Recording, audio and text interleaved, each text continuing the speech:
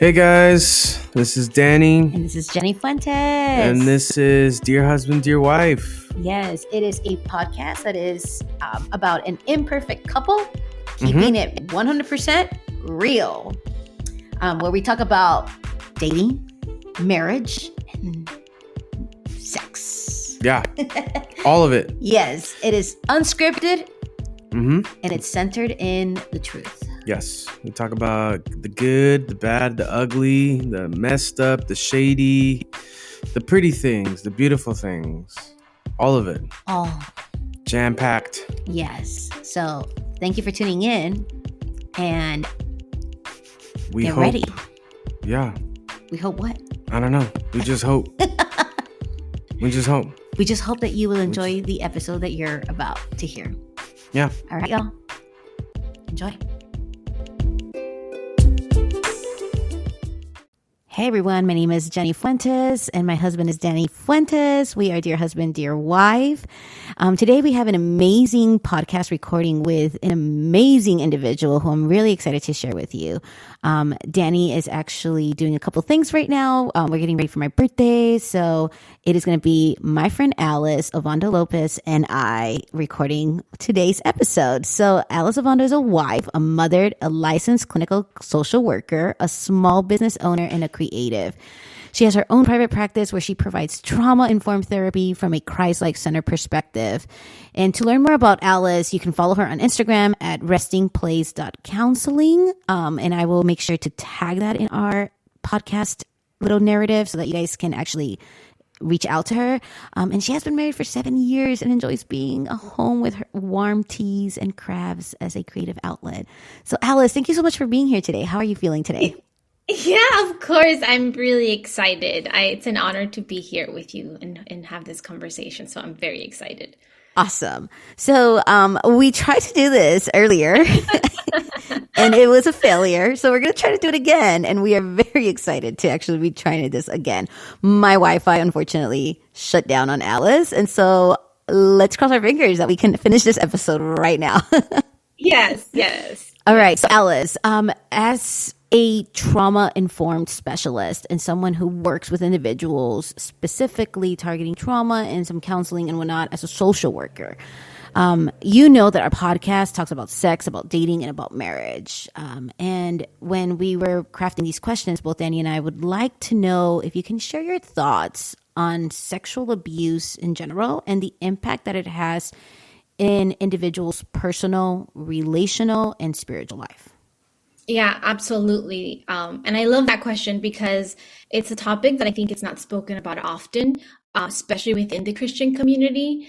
When we talk about sexual abuse, the numbers are like intense, crazy high. So we're talking about 1 out of 4 girls and 1 out of 6 boys that will experience sexual abuse before the age of 18. So statistically, it's very high. The problem is people are not talking about it because for a lot of reasons, right? There's stigma, there's shame, and then not to mention in the church, there's even less conversations happening around this. And the impact, I mean, it's tremendous. There's a short-term impact, and then there's long-term. We're talking about survivors being a more vulnerable to anxiety, depression, panic attacks, eating disorders, gender confusion, having difficulty even forming friendships, and then later on in life forming healthy marriages if they have unresolved sexual abuse in childhood.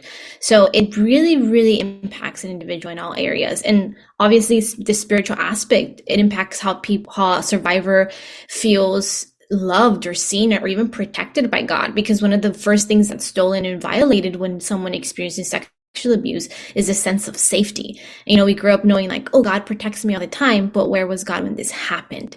So even the confusion in spirituality. So it really impacts someone all around tremendously. Yeah, holistically, I think, you know, sexual trauma in general does end up affecting an individual, and we know that, and I think we've kind of known that, but we didn't. I mean, hearing you, I didn't realize how deeper it goes. The root is actually pretty deep. And speaking on that vein, I would love to know, how can someone who is dating or married, who has been a victim, whether it's a male or a female, of sexual trauma, how can they or not, probably not on them. Instead of putting it on them, I'm actually going to put it on the person who is dating this individual, right? How can those individuals support the individual that has been impacted by sexual trauma? Yeah, definitely. That's a huge one.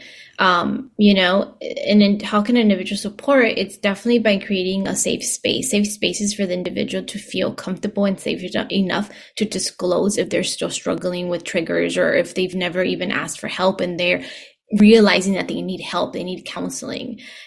As someone that's dating someone that's experienced sexual abuse, being aware of this person's triggers, being aware that this person comes with this history and might have vulnerable areas in her life when it comes to touch, or when it comes down to different subjects, like watching a movie with sexual violence.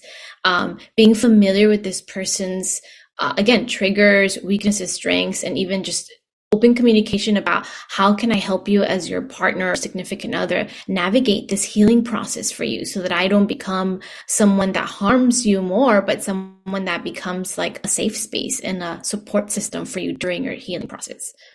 Wow, that is so good. I think if I could list three things out of what you were saying, I would say number one, like, you have to gain trust, right? You have to be trustworthy so that your partner feels safe. Number two, I would say being very aware of your surroundings. I think entering into a relationship with someone who's experienced sexual abuse, it's not just a merry-go-round type of situation. It's not all daisies and roses, but in fact, we have to really take into consideration the person's mental, emotional, spiritual, and even physical health and navigating those things. So I love that. And then the third one, obviously, is asking, right? Sometimes we forget to just even ask, like, does this feel good? Does this not feel good? Especially if the person has confided and shared with us that they have been sexually abused, right? I think if Danny or if myself, let's just put that scenario, if we were one victim of sexual abuse, my hope would be that either Danny or myself would feel so safe to be able to tell each other, okay, I've been a victim of sexual abuse.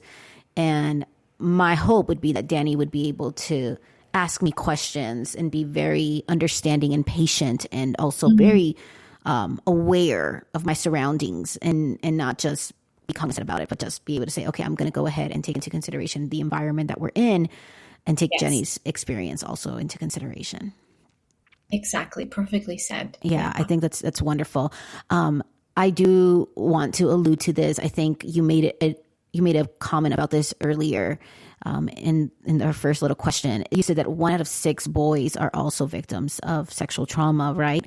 I think, what can you allude to or share a little bit more on men and sexual trauma, and what can we be doing to support? Because sometimes it cannot be the wife, but it can be the husband, right? Or it cannot be the girlfriend, but it can be the boyfriend, right? So it's like, how can we empower men to, or create a safe space for men? I don't know if you have anything to share about that.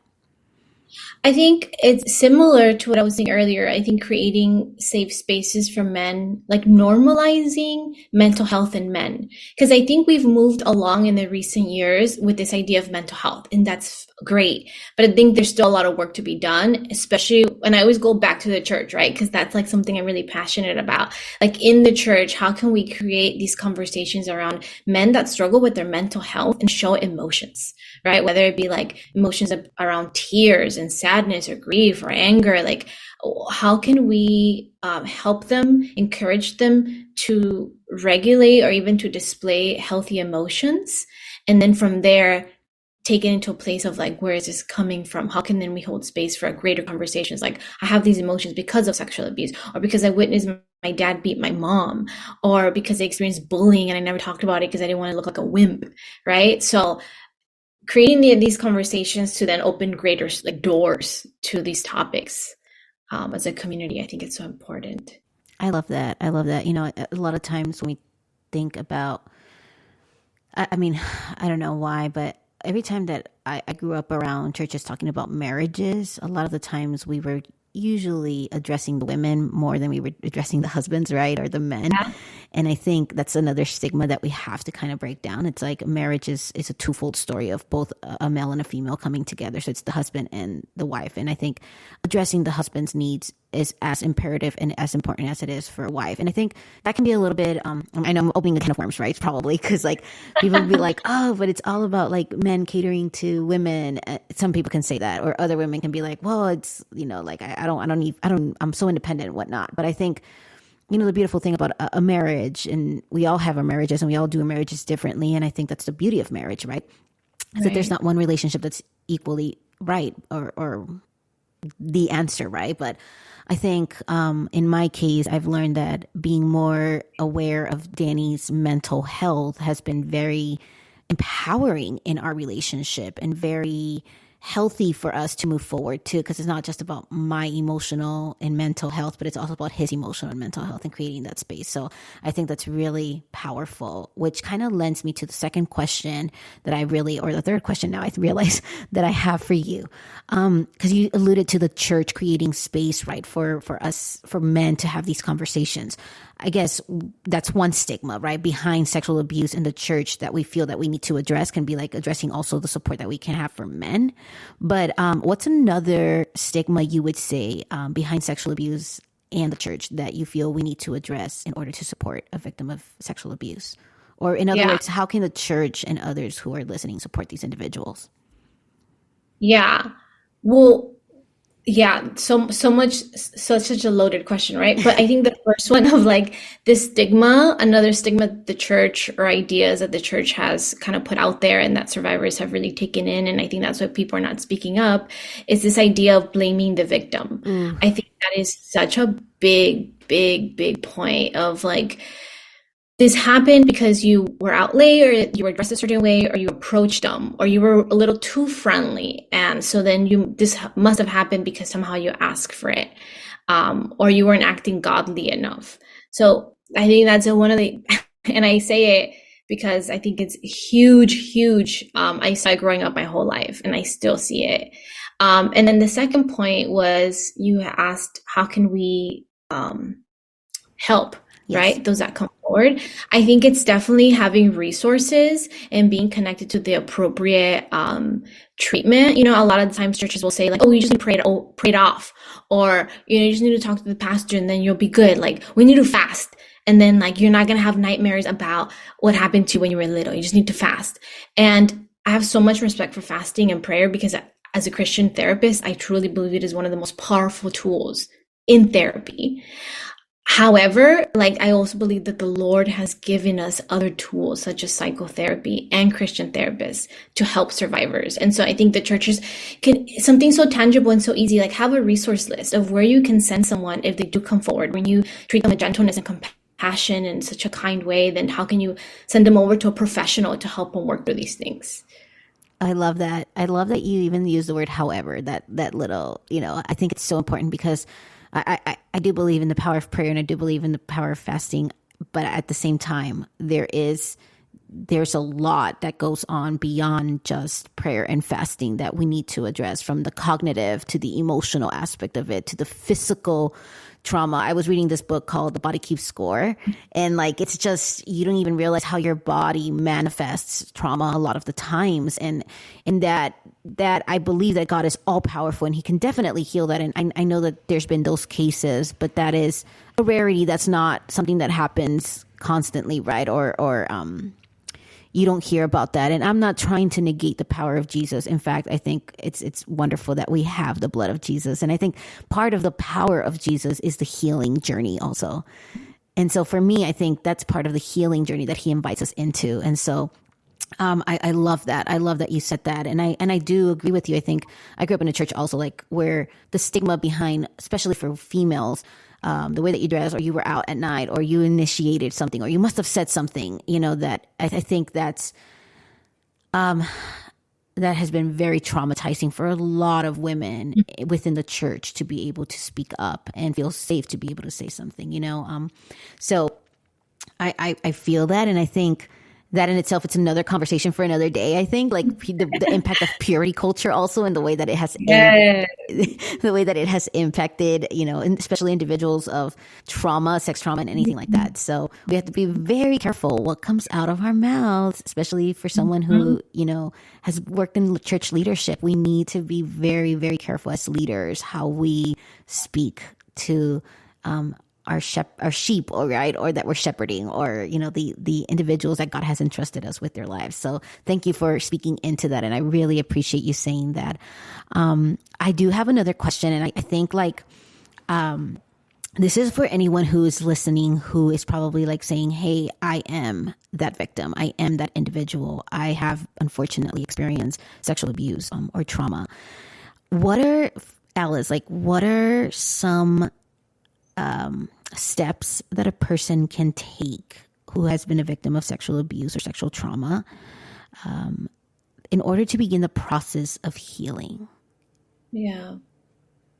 Yeah, definitely. Well, first and foremost, if anyone is listening that is a survivor, like I just even want to encourage, like you're so loved just where you're at. Like you're so accepted. Like you're so accepted, even with feeling unstable and dealing with depression and anxiety. Like all these symptoms don't make you less qualified to receive healing and love from Jesus. Like he delights in you just as you are. And with that, he gives an invitation to get help and to feel safe with a professional. And so I would say number one is like recognizing that these symptoms are like so normal. Like if you are someone that's listening and you're struggling and you're like, I get startled when someone hugs me from behind and I sound crazy or I look crazy and I don't know why I get startled. Like whatever symptoms or triggers you're experiencing, like you're not crazy. It's just normal because of what you experienced. Your body was violated. Your physical boundaries were violated at some point. Your body's going to have reactions that might feel crazy, but they're actually part of your body keeping you safe. And number two is talk to someone that feels safe about what you're struggling with so that they can help you look for help. And number three, actually connect to a professional that can help you work through your trauma, because unresolved trauma can definitely make you feel like a slave to these triggers. It makes you feel fearful. It makes you feel anxiety. It makes you feel depressed. You can't even enjoy certain outings and places and things. And the power of healing is that you can begin to gain control over these symptoms so that you can begin to live your life in a place that feels enjoyable and not taunting. Wow. So good. Yeah, I think, and I know that's correct me if I'm wrong, the clinical word would be like survivors, right? Survivors of trauma. Is that, okay. Yeah. So if anyone's listening, whether you're a male or female, we encourage you to, seek help. And I know sometimes it can be so hard because of the shame and the stigma behind that. Right. And so, we just pray at this moment that the Lord would give you the strength and the courage, because the enemy, what he wants is to keep you enslaved in this situation, in this shame and in this guilt. And the truth of the matter is it's like, you're not even guilty, right? It's like you were unfortunately hurt. And something that is so important I wish I could put this on a banner and just scream it out loud, is like, there is nothing you could have done or said differently there's nothing you could have done or said that could have caused this crime that happened to you. Wow. What happened to you has nothing to do with you as an individual. It has everything to do with the abuser that was sick and not okay and caused this harm. But there is nothing you could have changed or done differently that would have changed the situation, because at the end of the day, the harm doer was going to do what he wanted to do. And you, in this case, were the innocent survivor and victim at some point.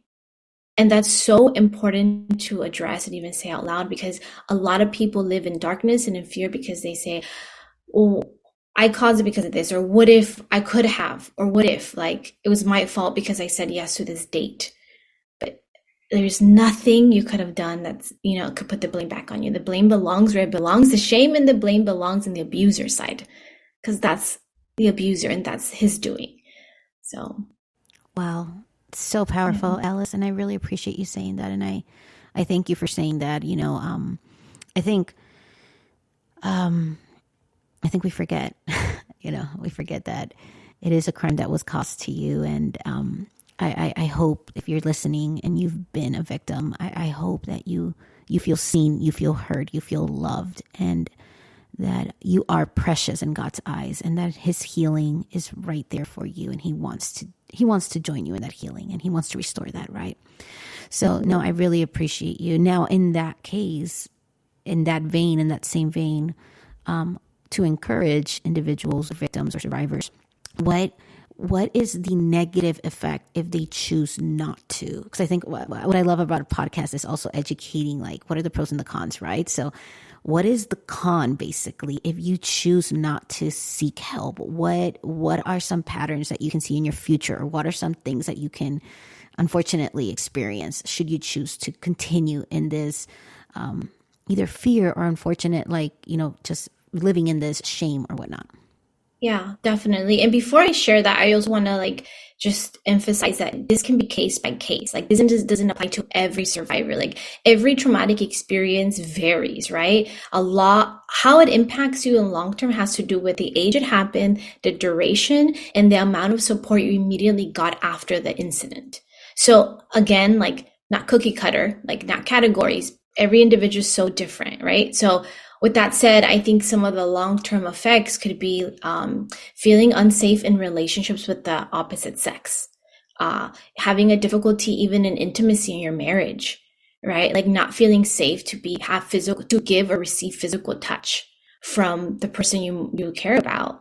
Again, like anxiety, depression, even panic attacks. Panic attacks come from a place of worry and worry of losing control. And when you were sexually abused, you lost control and power and control. And so there's a lot of things that can come up in the future. And for some survivors, God is so good and made us so resilient that we can endure and we can cope and adapt to life. And we can go on years without feeling any type of triggers. But trauma, like you said, stays in the body. So it can come up years later, or it can come up even in marriage. I once was talking to a young woman that was dating and they were good and they got married, and then the honeymoon day, she couldn't be sexually intimate with her now husband because she just started feeling freaking out and just feeling so unsafe. And she was so confused, and she was so anxious about the whole experience. And she's like, up to now, everything was fine. I don't know what happened. And so, yeah, triggers and long-term effects can even come up years later, even when we least expect it. So it's so important, even as we're talking about marriage. I know you guys talk a lot about marriage. So addressing it in premaritals, it's so important as well. Yeah. I think that's so good. I think you had stated earlier in our first conversation, in premarital counseling, we tend to talk about finances. We tend to talk about, all these other things that communication and conflict and whatnot. And I think those are very important. But I think one of the missing points in premarital counseling, and I don't even remember talking about this in my own premarital counseling, was trauma, childhood trauma, and even the dynamics of family trauma, right? So, and how that seeps into your marriage. And I can even attest and share on my own behalf, 8 years or 9 years later into our marriage, even though I wasn't sexually abused, any type of trauma needs to be addressed. And we're firm believers that any type of trauma, whether it's verbal, physical, sexual, mental, emotional, it all needs to be addressed, right? Because we're holistic beings. And the truth of the matter is, in my case, I grew up I love my parents, and they know this, and I have a lot of respect for my parents. But unfortunately, during our childhood, it was a very physical and verbally abusive home growing up. And so both towards my mom and also sometimes towards us, right, as children. And so one day, Danny is lifting his hand. I'm at the fridge. He's lifting to get something on the top of the fridge. And I flinched. And this is granted 9 to 8 years later into our marriage, right? And so I had no idea that there was still some unresolved childhood trauma in me, because a lifting of a hand represented, in my case, I'm going to get either smacked in the face or something, So, and in that case, I remember and Danny has shared this, and I think we've shared this in a previous episode, I just started bawling, right? So, I don't know, for me, it's been interesting to see how God has healed my trauma, but how he also used that moment to realize there were still some things that I needed to address. And with therapy and everything, I've been healing from that, thank God. And it's just been restorative too. So I do agree there are some long-term effects. And I can only imagine for a victim, a survivor of sexual abuse, how it even goes deeper. And like you said, there's no cookie cutter situation here. So the truth of the matter is, every story is going to be different, and every traumatic event is going to be different. And so I appreciate you saying that, because I think as Christians sometimes, or we want this like one blatantly answer and like a solution for one thing, right? And realizing, no, it actually, God is such an individualistic God that he wants to heal us as individuals and not as just like corporately. Like he does corporately healing, but he also, that's just the beginning, I think. But the end of it is like, it's very tailored to our stories and to our own experiences. Yes, yes. And just to add a last point to that, is it's so true, this whole cookie cutter situation, because when we bring in the cultural aspect, I'm assuming this is worldwide because sexual abuse is so horrible and prominent. But when I think about Latin American countries and our parents and the Hispanic culture, is sexual abuse is so normalized in their countries. Like so many adults as children have experienced it. And so I've even heard moms say, well, like you should be fine. If I survived and I was touched by like 3 uncles, you're fine. You're going to be okay. Like if I could do it, you can do it too. Like, look at me, I did it. And so I think that's such a harmful narrative. And I think it's still happening even within the church of like, if I can do it, you can do it too. And it's like, no. Everyone's biology is different. Traumatic experiences, making is different. Temperament, like, no, if you can do it, that's good for you. But as I can't do it, I need help, and that's okay. So. I love that. No, and I really appreciate that. So Alice, we're coming to the end of our little podcast, and I want to say thank you. I know that there's so much more that we can talk about, and who knows, we might invite you again to be a guest speaker if you're so open to this. But is there anything else that you would want to share within like a 1 or 2 sentence or 3 sentence? Or what about talk about your services and what you offer? Should someone want to get in touch with you? Like, I don't know, what do you want to say?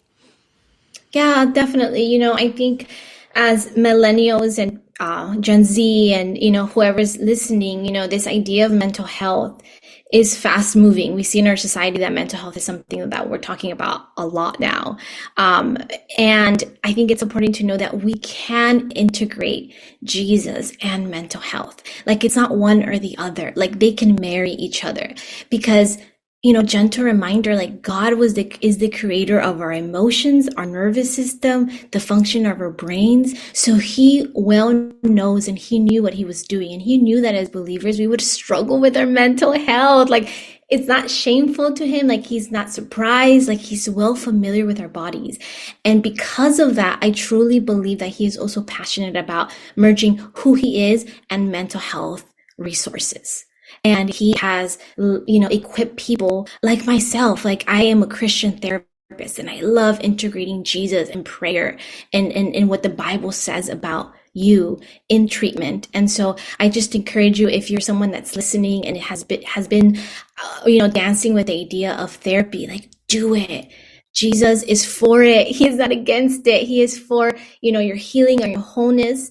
And it can benefit your personal life, your marriage, even you as a mom or someone that wants to become a mom in the future. Like your unresolved trauma will dip over to your next generations if undealt with.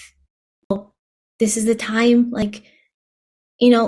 even schedule a consultation. It doesn't have to be with me. It could be with another Christian therapist, but even just asking the questions that you've been thinking about, or doubts, or clarifying any things you might be just wondering about, I think is a good step. So do it. It's, the Lord is for it. It's a beautiful thing.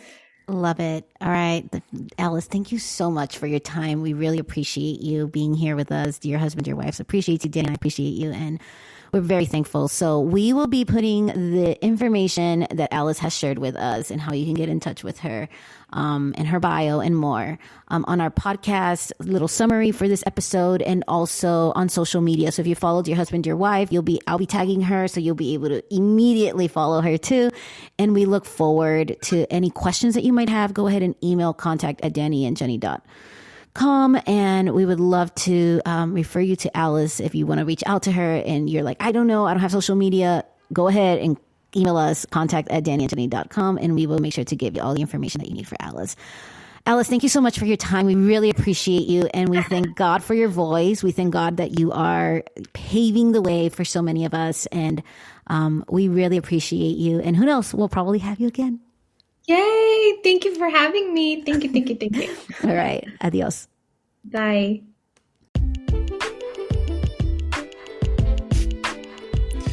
Hey guys, thank you so much again for listening to the episode and for tuning in to the podcast. Again, I hope that the episodes and the podcast are encouraging. I hope that it brings you guys new light, new perspective, a new approach to marriages, to relationships. We hope that it gives you guys the right tools to be able to move forward and how it fits best for you. Yeah, and if you have any questions or you want more details, just go ahead and follow us on Instagram at our Instagram handle, which is Danny and Jenny, or email us at contact@dannyandjenny.com. We look forward to hearing from you. Yeah, and to the next episode. Awesome. All right. Take care. Adios.